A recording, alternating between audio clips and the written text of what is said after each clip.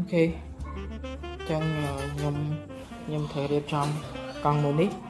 ហើយដោយសារតែបងនៅខេត្តគាត់ថាគាត់ចង់បានចង្អើរហើយខ្ញុំក៏សម្រេចចិត្តថាអូខេបើគាត់ចង់បានចង្អើរ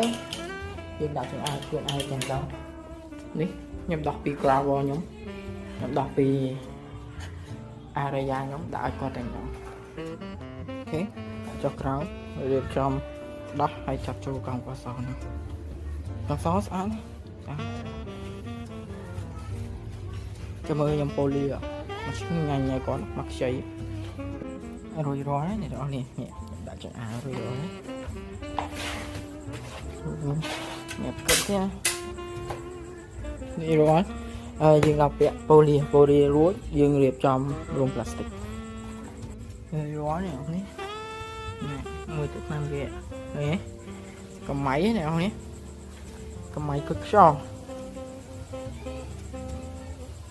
នេះថតពេលយប់ឃើញប៉ុណ្ណឹងបងនេះអញ្ចឹងរួចរាល់ហើយយើងរៀបចំរោមផ្លាស្ទិក